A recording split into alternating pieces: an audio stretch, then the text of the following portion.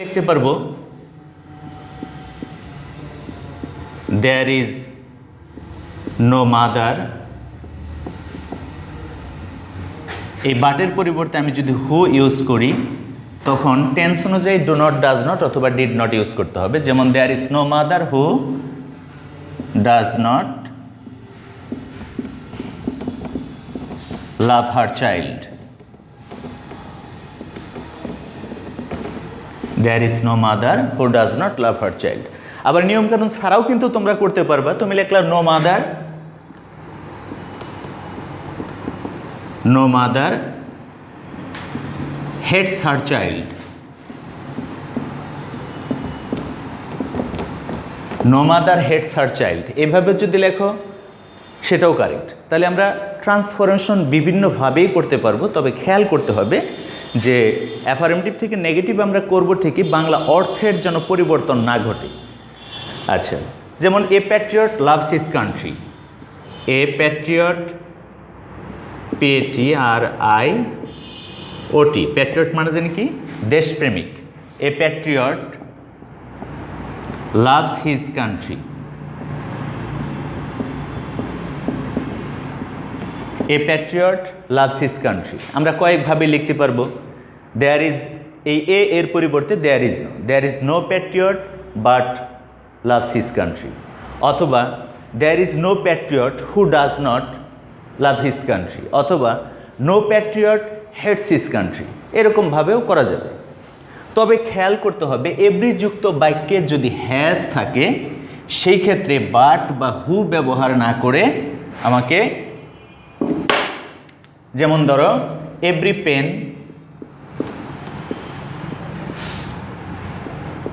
Pen has a নিব। প্রত্যেকটা কলমে নিব আছে।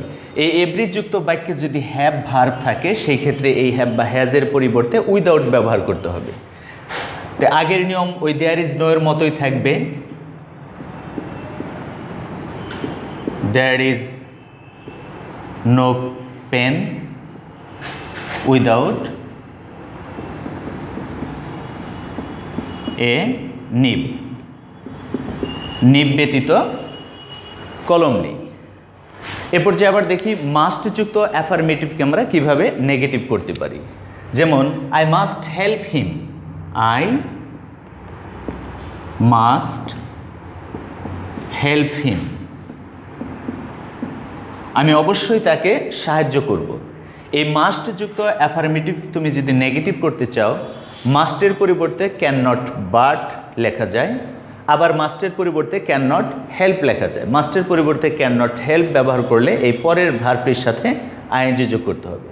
আমি মাস্টের পরিবর্তে লিখতে পারবো যে I can not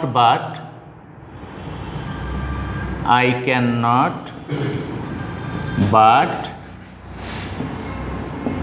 help him. এর অর্থ হলো আই মাস্ট হেল্প হিম, আমি অবশ্যই তাকে সাহায্য করব। আর দ্বিতীয় বাক্য হলো I can not but help him, আমি তাকে সাহায্য না করিয়া পারি না, মানে কি অবশ্যই তাকে সাহায্য করব। এই মাস্টের পরিবর্তে আমরা যেখানে ক্যান নট বাট লিখছি এই মাস্টের পরিবর্তে সেখানে ক্যান নট বাট না লিখে হেল্প লেখা যাবে। সেক্ষেত্রে পরের ভার্বটির সাথে আইএনজি যোগ করতে হবে। এই নিয়মটা এইভাবেও করা যাবে যে I can not helping him.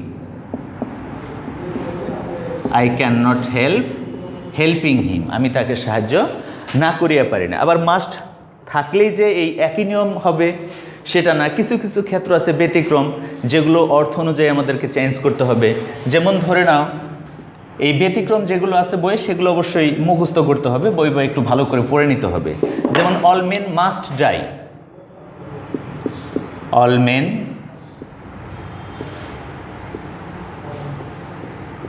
Must die. আচ্ছা, এই ক্ষেত্রে এই মাস্টের পরিবর্তে ক্যান নট বাট অথবা ক্যান নট হেল্প ব্যবহার করা যাবে না। অল মেন মাস্ট ডাই, সকল মানুষই মরবে, তোমাকে বিপরীতে লিখতে হবে নান ক্যান অ্যাভয়েড অথবা স্কেপ স্কেপ ডেথ, কেউ মৃত্যুকে এড়াতে পারে না, এরকমভাবেও লেখা যাবে। এ পর্যায়ে আমরা দেখি বোথ ডট অ্যান্ড যুক্ত অ্যাফার্মেটিভকে নেগেটিভ করার সময় এরকম যদি থাকে, বোথ ডট অ্যান্ড, এই বোথের পরিবর্তে আমরা লিখব নট অনলি এবং অ্যান্ডের পরিবর্তে লিখব বাট অলসো। যেমন বোথ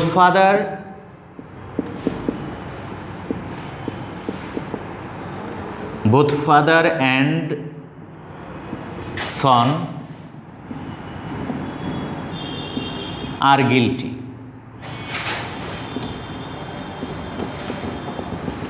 পিতা পুত্র উভয়ই দোষী, both father and Son R guilty. এই ক্ষেত্রে বোথের পরিবর্তে নট অনলি এবং অ্যান্ডের পরিবর্তে বাট অলসো ইউজ করতে হবে। যেমন নট অনলি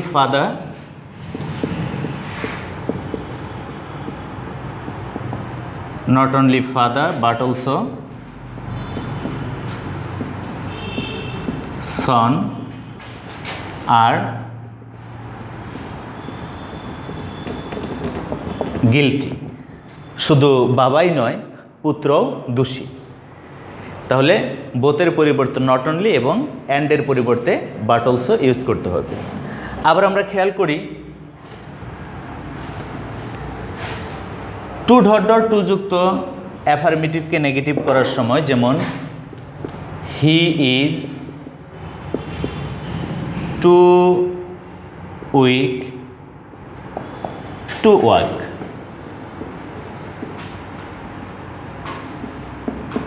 সে এত দুর্বল যে হাঁটতে পারে না, এরকম যদি থাকে সাবজেক্ট ও ভার্ব আমরা ঠিকই লিখব হি ইজ, টু এর পরিবর্তে লিখব সো, তারপর অ্যাডজেক্টিভ অথবা অ্যাডভার্ব যা আছে তাই লিখতে হবে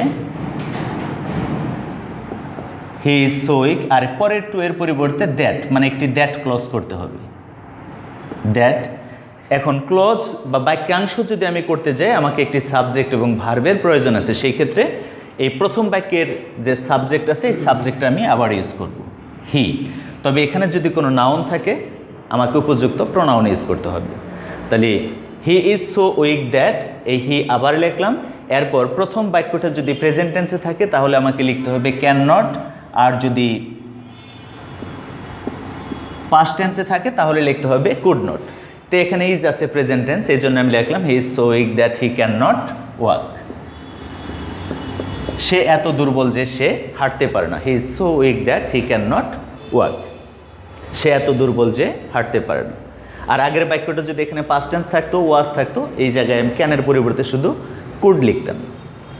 এখন দেখো এই প্রদত্ত সেন্টেন্সের সাবজেক্ট যদি ব্যক্তিবাচক না হয়ে বস্তুবাচক হয় বা প্রাণীবাচক অন্য কিছু হয়, ব্যক্তিবাচকের পরিবর্তে অন্য কিছু হয়, যেমন the load is too heavy for me to carry. বোঝাটা এত ভারী যে বহন করতে পারি না।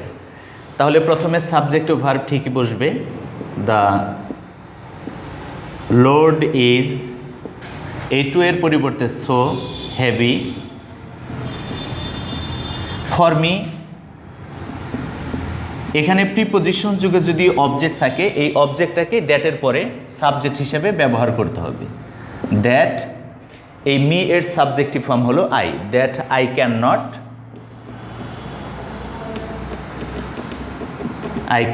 ক্যারি। তবে এখানে খেয়াল করতে হবে যদি